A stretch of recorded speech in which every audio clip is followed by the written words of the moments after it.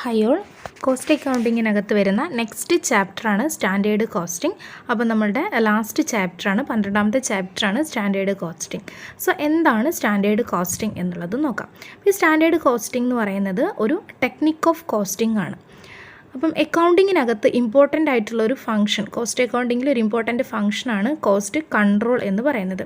അപ്പോൾ ഈ ഒരു പർപ്പസിന് വേണ്ടി യൂസ് ചെയ്യുന്ന ഒരു ടെക്നിക്കാണ് standard costing. Standard costing is one of the way of planning cost. It is an effective technique of cost control. It has been developed due to the limitations of historical costing. അപ്പോൾ historical കോസ്റ്റിങ്ങിൻ്റെ limitations overcome ചെയ്യാൻ വേണ്ടി introduce ചെയ്തിരിക്കുന്നതാണ് ഈ ഒരു standard costing എന്ന് പറയുന്നത്. Okay, next ഇതിൻ്റെ meaning എന്താണെന്നുള്ളത് നോക്കാം. അപ്പോൾ ഒരു സ്റ്റാൻഡേർഡ് എന്നുള്ളത് കൊണ്ട് മീൻ ചെയ്യുന്നത് ഒരു നോം അല്ലെങ്കിൽ ഒരു criteria with which comparison can be made. നമുക്ക് കമ്പാരിസൺ പോസിബിൾ ആവാൻ വേണ്ടി നമ്മൾ ഏതുമായിട്ടാണോ നമ്മളുടെ പെർഫോമൻസിനെ കമ്പയർ ചെയ്യുന്നത് ആ ഒരു നോമിനെയാണ് സ്റ്റാൻഡേർഡ് എന്ന് പറയുന്നത്.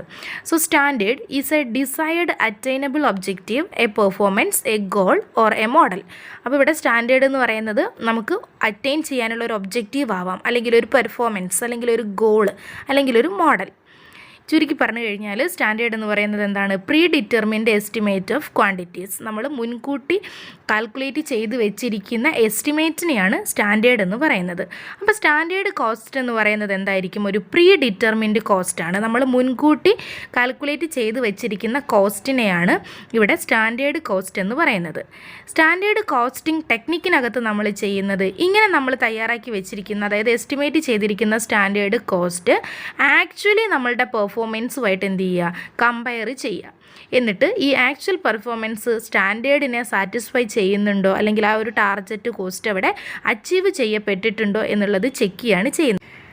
ഈ ഒരു സ്റ്റേജിലാണ് നമുക്ക് നമ്മളുടെ ആക്ച്വൽ പെർഫോമൻസ് നമ്മൾ വിചാരിച്ച രീതിയിലുള്ള പെർഫോമൻസിലേക്ക്, മീൻസ് പ്ലാൻ ചെയ്തിരിക്കുന്ന അല്ലെങ്കിൽ പ്രീ ഡിറ്റർമിൻഡ് പെർഫോമൻസിലേക്ക് എത്തിയിട്ടുണ്ടോ എന്നുള്ളത് മനസ്സിലാക്കുന്നത്.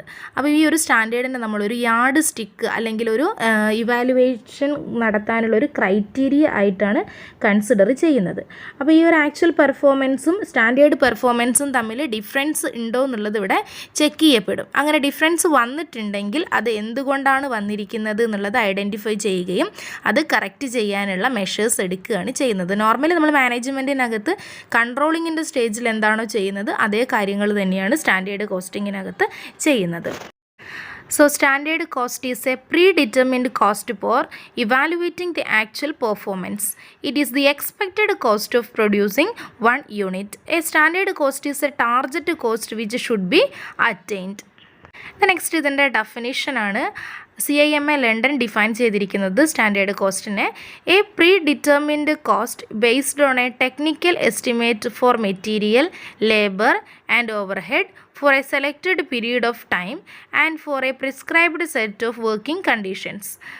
So സ്റ്റാൻഡേർഡ് കോസ്റ്റ് എന്ന് പറഞ്ഞു കഴിഞ്ഞാൽ ഒരു പ്രീ ഡിറ്റർമിൻഡ് കോസ്റ്റ് ആണെന്ന് നമുക്ക് പറയാം. നെക്സ്റ്റ് നോക്കുന്നത് ഡെഫിനിഷൻ ഓഫ് സ്റ്റാൻഡേർഡ് കോസ്റ്റിംഗ് ആണ്. സ്റ്റാൻഡേർഡ് കോസ്റ്റിംഗ് ഡിഫൈൻ ചെയ്തിരിക്കുന്നത് a technique which use standards for cost and revenues for the purpose of control through variance analysis. അതായത് when costing is used for the purpose of cost control, the technique is known as standard costing. Standard cost are established for each element of cost. അപ്പോൾ standard costing എന്നുള്ളത് കൊണ്ട് mean ചെയ്യുന്നത് the presentation and use of standard cost, their comparison with the actual cost and the analysis of variance of their causes and points of incidence. അതായത് ഇവിടെ ചെയ്യുന്നത് ഈ ഒരു ടെക്നിക്കിനകത്ത് നമ്മൾ കോസ്റ്റ് കൺട്രോൾ ചെയ്യുകയാണ് with the use of standard cost. Standard cost ഉപയോഗിച്ചുകൊണ്ട് cost control ചെയ്യുന്ന ടെക്നിക്കിനെയാണ് എന്ത് പറയുന്നത്? സ്റ്റാൻഡേർഡ് കോസ്റ്റിംഗ് എന്ന് പറയുന്നത്. ഈ സ്റ്റാൻഡേർഡ് കോസ്റ്റിങ്ങിനകത്ത് ഇൻവോൾവ് ചെയ്യുന്ന കാര്യം എന്ന് പറയുന്നത് it involves the establishment of standard cost, comparison of actual cost with the standard cost, analysis of deviations and taking corrective actions to control the factors leading to the deviations. അപ്പോൾ ഇവിടെ നമ്മൾ standard set ചെയ്യും, എന്നിട്ട് actual performance measure ചെയ്യും. ഈ actual പെർഫോമൻസിനെ സ്റ്റാൻഡേർഡുമായിട്ട് compare ചെയ്യും. എന്തെങ്കിലും രീതിയിലുള്ള വേരിയൻസസ്, അതായത് ഡീവിയേഷൻസ് വന്നിട്ടുണ്ടെങ്കിൽ അത് കറക്റ്റ് ചെയ്യാനുള്ള മെഷേഴ്സ് അഡോപ്റ്റ് ചെയ്യുകയും ഏതൊക്കെ ഫാക്ടേഴ്സാണ് ആ ഒരു ഡീവിയേഷന് കാരണമായിരിക്കുന്നത് അത് ഐഡൻറ്റിഫൈ ചെയ്യുകയും ചെയ്യും. അപ്പോൾ ഈ ഒരു പ്രോസസ്സിനെയാണ് നമ്മൾ സ്റ്റാൻഡേർഡ് കോസ്റ്റിംഗ് എന്ന് പറയുന്നത്. നെക്സ്റ്റ് ടോപ്പിക്ക് വരുന്നത് difference between standard costing and budgetary control ആണ്. ബഡ്ജറ്ററി കൺട്രോളും സ്റ്റാൻഡേർഡ് കോസ്റ്റിംഗും തമ്മിലുള്ള ഡിഫറൻസ് എന്തൊക്കെയാണെന്നുള്ളത് നോക്കാം. ഫസ്റ്റ് പറയുന്നത് budgetary control is related to all type of business activities but standard costing is related to production and production cost. അപ്പോൾ budgetary control എന്ന് പറയുന്നത് എല്ലാ ബിസിനസ് ആക്ടിവിറ്റീസുമായിട്ട് റിലേറ്റഡ് ആണ്. പക്ഷേ സ്റ്റാൻഡേർഡ് കോസ്റ്റിംഗ് റിലേറ്റ് ചെയ്തിരിക്കുന്നത് പ്രൊഡക്ഷനുമായിട്ടായിരിക്കും. ബഡ്ജറ്ററി കൺട്രോൾ മോർ എക്സ്റ്റെൻസീവ് ആണ്, standard costing more intensive ആണ്. Next പറയുന്നത് budget is based on past experience അല്ലേ. ബഡ്ജറ്റിൽ നമ്മൾ പാസ്റ്റ് പെർഫോമൻസിൻ്റെ ബേസിൽ അല്ലെങ്കിൽ പാസ്റ്റ് എക്സ്പീരിയൻസിൻ്റെ ബേസിലാണ് നെക്സ്റ്റ് ഇയറിൽ അല്ലെങ്കിൽ നെക്സ്റ്റ് മന്തിൽ എന്താണ് സംഭവിക്കുക എന്നുള്ളത് പ്രെഡിക്റ്റ് ചെയ്യുന്നത്. സോ ബഡ്ജറ്റ് എന്ന് പറയുന്നത് പാസ്റ്റ് എക്സ്പീരിയൻസിനെ ബേസ് ചെയ്തിട്ടുള്ളതാണ്. But standard is established on the basis of technical estimate. പക്ഷേ നമ്മൾ സ്റ്റാൻഡേർഡ് എസ്റ്റാബ്ലിഷ് ചെയ്യുന്നത് ടെക്നിക്കൽ എസ്റ്റിമേറ്റിൻ്റെ ബേസിലായിരിക്കും. ദെൻ നെക്സ്റ്റ് പറയുന്നത് budgetary control is related to financial accounts but standard costing is related to cost account. Budgetary control financial accounting ആയിട്ട് related ആണ്, പക്ഷേ standard costing എന്ന് പറയുന്നത് കോസ്റ്റ് അക്കൗണ്ടിങ്ങുമായിട്ട് റിലേറ്റഡ് ആണ്. Then budget consider both income and expenditure where ആ standard R for expenditure only. അപ്പോൾ budget prepare ചെയ്യുന്ന സമയത്ത് നമ്മൾ ഇൻകവും എക്സ്പെൻസും കൺസിഡർ ചെയ്യുന്നുണ്ട്, പക്ഷേ സ്റ്റാൻഡേർഡിനകത്ത് എക്സ്പെൻഡിച്ചറിലുള്ള വേരിയേഷൻസ്, നമ്മളുടെ എക്സ്പെൻസ് എന്തുകൊണ്ട് കൂടുന്നു, എത്ര കൂടിയിട്ടുണ്ട്, അതാണ് ഇവിടെ കൂടുതലായിട്ട് ശ്രദ്ധിക്കപ്പെടുന്നത്. ദെൻ നെക്സ്റ്റ് സ്റ്റാൻഡേർഡ് കോസ്റ്റിങ്ങിനകത്ത് വാരിയൻസസ് അനലൈസ് ചെയ്യുന്നു, പക്ഷേ ബഡ്ജറ്ററി കൺട്രോളിനകത്ത് വേരിയൻസ് അനാലിസിസ് എന്തല്ല പോസിബിൾ അല്ല. വേരിയൻസ് എന്ന് പറഞ്ഞു കഴിഞ്ഞാൽ നമ്മളുടെ ആക്ച്വൽ പെർഫോമൻസും സ്റ്റാൻഡേർഡ് പെർഫോമൻസും തമ്മിലുള്ള ഡിഫറൻസ് ആണ്. നെക്സ്റ്റ് ബഡ്ജറ്റ് മാക്സിമം ലിമിറ്റിലാണ് ഫിക്സ് ചെയ്യുക, പക്ഷേ സ്റ്റാൻഡേർഡ് ഫിക്സ് ചെയ്യുന്നത് ടാർജറ്റാണ്. സ്റ്റാൻഡേർഡ് എന്ന് പറയുന്നത് ആ ടാർജറ്റാണ്. Then the standard are expressed in per unit of production whereas budget are for specific period and are expressed in total. അപ്പോൾ സ്റ്റാൻഡേർഡ് എക്സ്പ്രസ് ചെയ്യുന്നത് per unit of production ആയിട്ടാണ്, പക്ഷേ ബഡ്ജറ്റ് നമ്മൾ express ചെയ്യുന്നത് ടോട്ടലായിട്ടാണ്. നെക്സ്റ്റ് പറയുന്നത് budgetary control can be applied in part. Budgetary control നമുക്ക് parts ആയിട്ട് അപ്ലൈ ചെയ്യാൻ പറ്റും. അപ്പോൾ cash budget, capital expenditure, research and development ആ രീതിയിൽ. പക്ഷേ സ്റ്റാൻഡേർഡ് കോസ്റ്റിങ്ങിനകത്ത് പാർഷ്യൽ അപ്ലിക്കേഷൻ പോസിബിൾ അല്ല.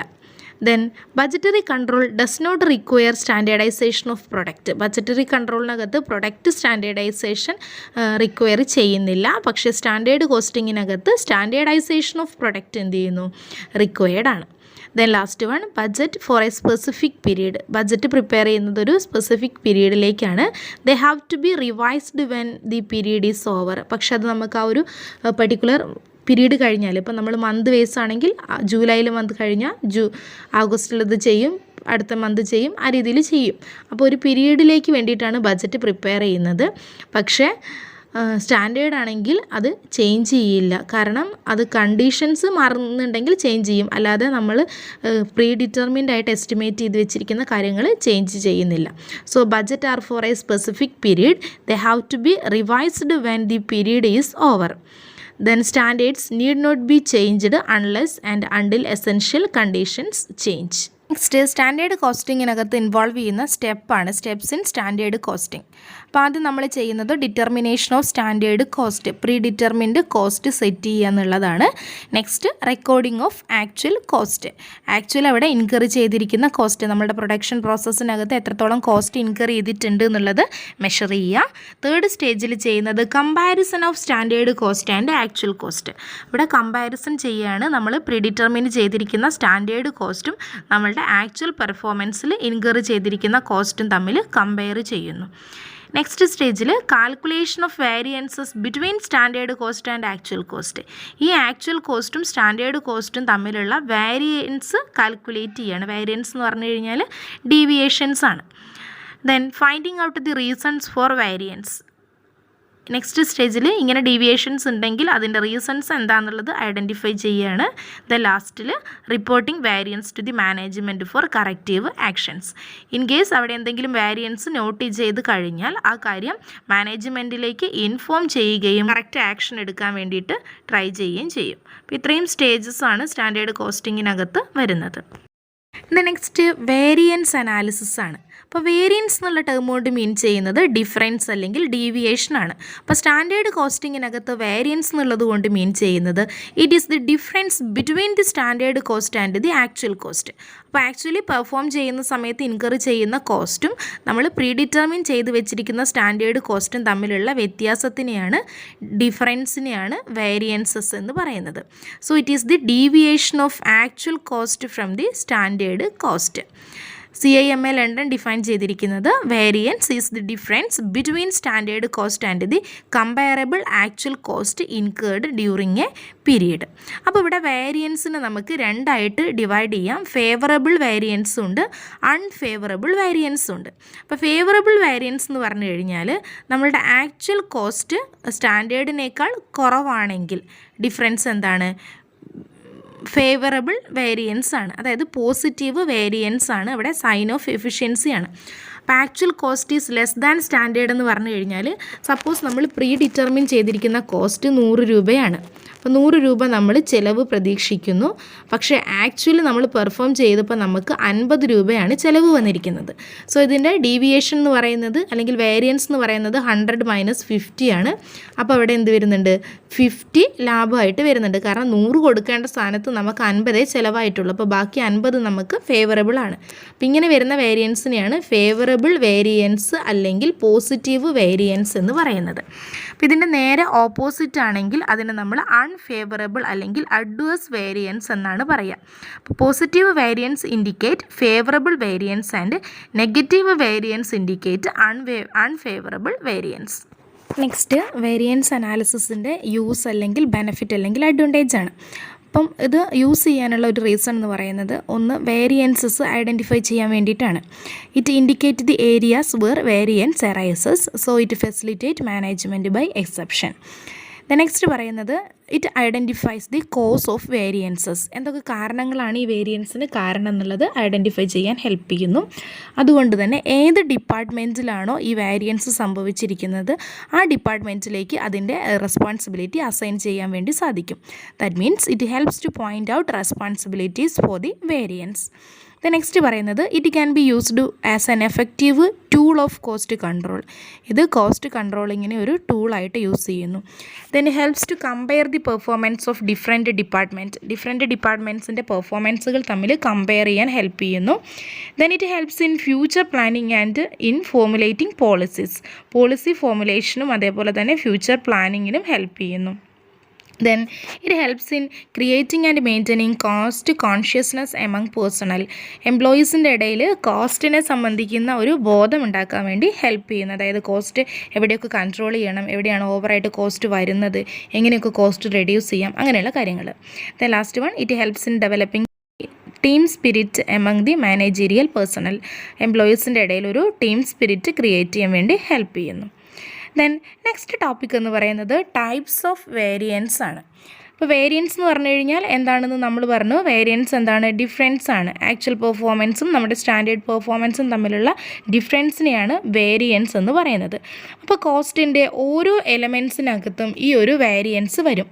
അപ്പോൾ മെറ്റീരിയൽ വേരിയൻസ് വരാം, ലേബർ വേരിയൻസ് വരാം. ഓക്കെ, അപ്പം 3 ടൈപ്പ് ഓഫ് കോസ്റ്റ് വേരിയൻസ് ആണ് വരുന്നത്. Material variance, labour variance and overhead variance. അപ്പോൾ അതിലെന്താണ് മെറ്റീരിയൽ വേരിയൻസ് എന്നുള്ളത് നോക്കാം.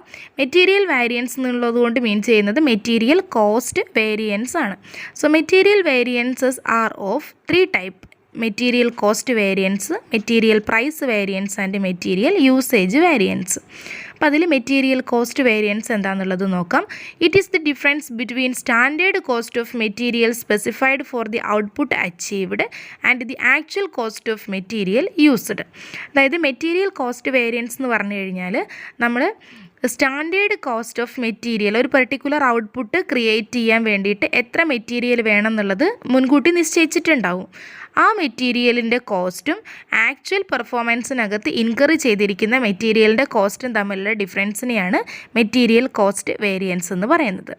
നെക്സ്റ്റ് മെറ്റീരിയൽ പ്രൈസ് വേരിയൻസ് ആണ്. മെറ്റീരിയൽ പ്രൈസ് വേരിയൻസ് എന്ന് പറയുന്നത് difference between standard price and actual price.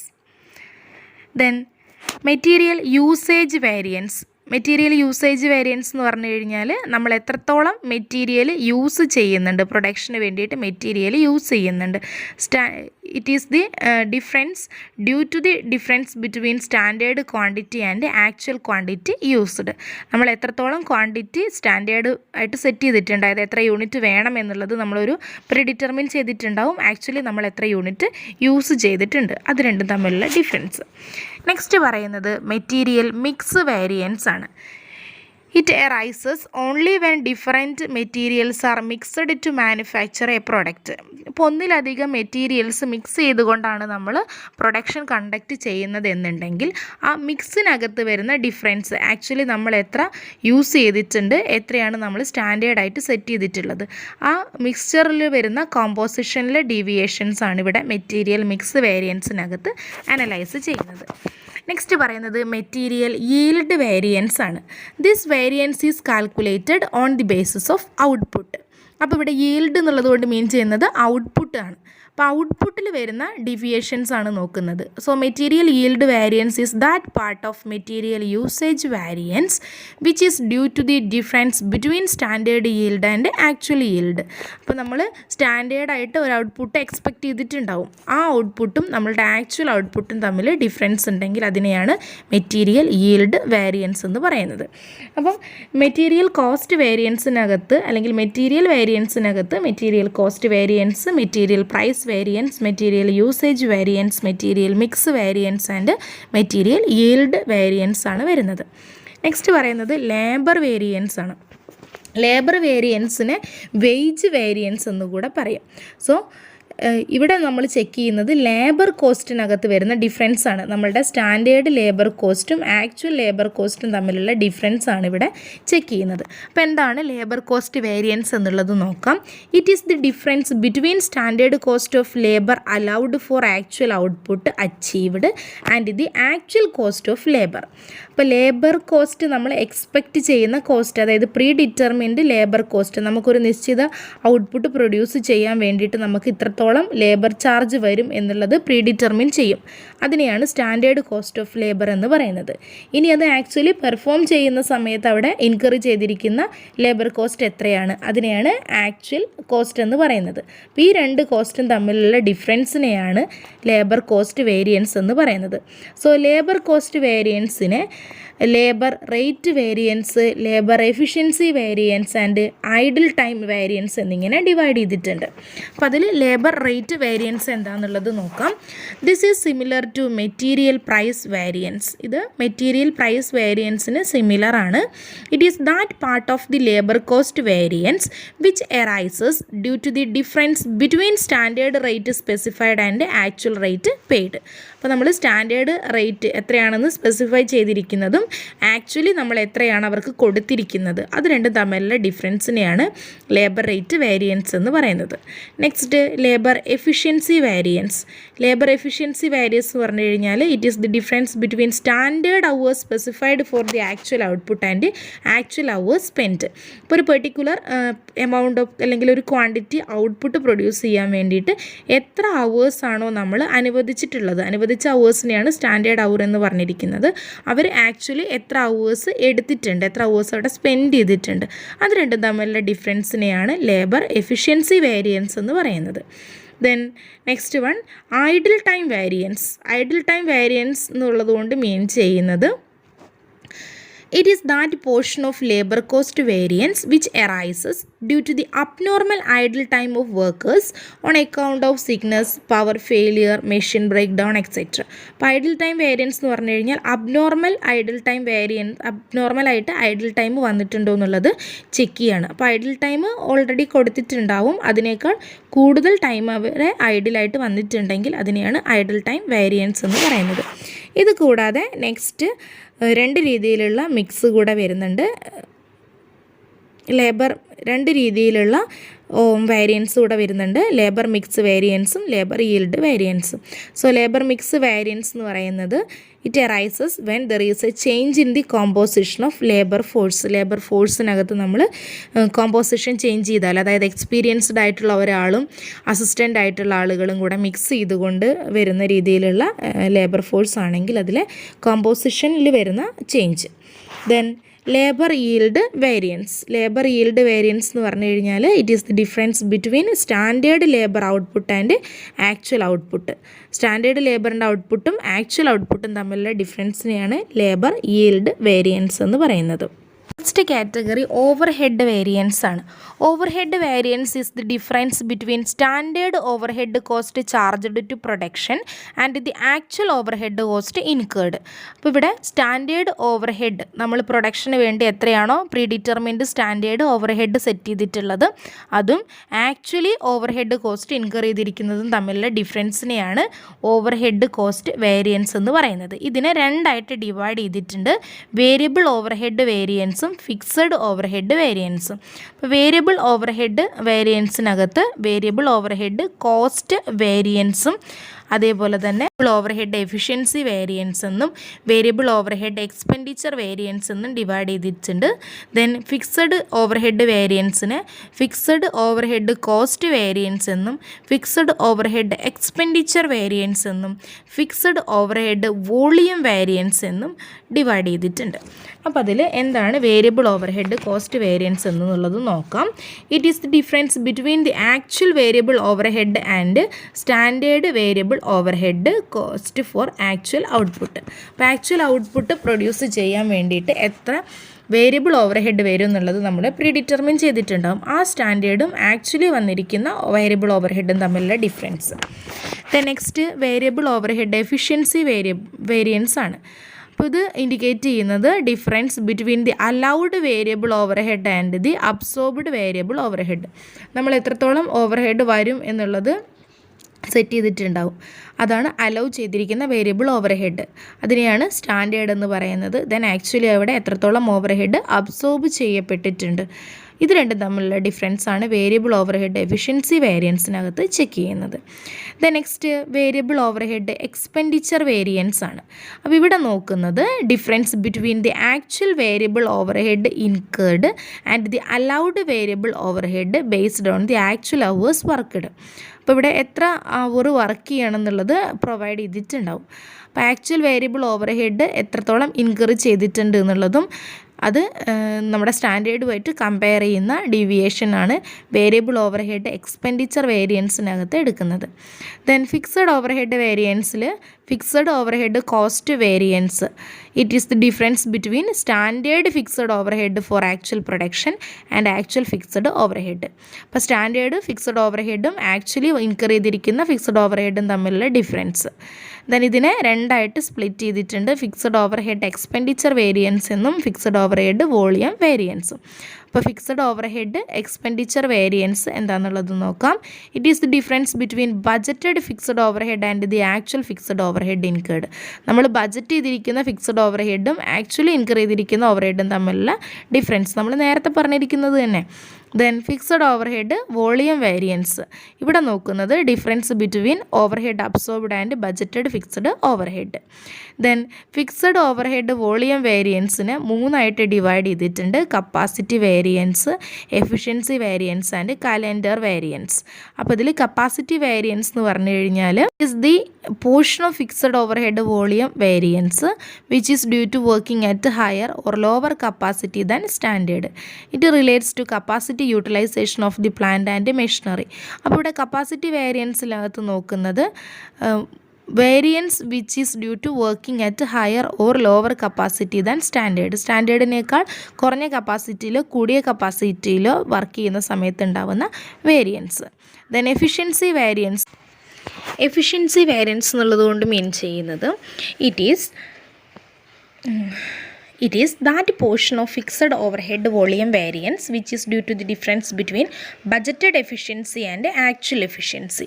അപ്പോൾ ആക്ച്വൽ എഫിഷ്യൻസിയും ബഡ്ജറ്റഡ് എഫിഷ്യൻസിയും തമ്മിലുള്ള ഡിഫറൻസ് ആണ് ഇവിടെ ചെക്ക് ചെയ്യുന്നത്. അപ്പോൾ ബഡ്ജറ്റഡ് എഫിഷ്യൻസി ആണ് എന്തായിട്ട് എടുക്കുന്നത്, സ്റ്റാൻഡേർഡായിട്ട് എടുക്കുന്നത്.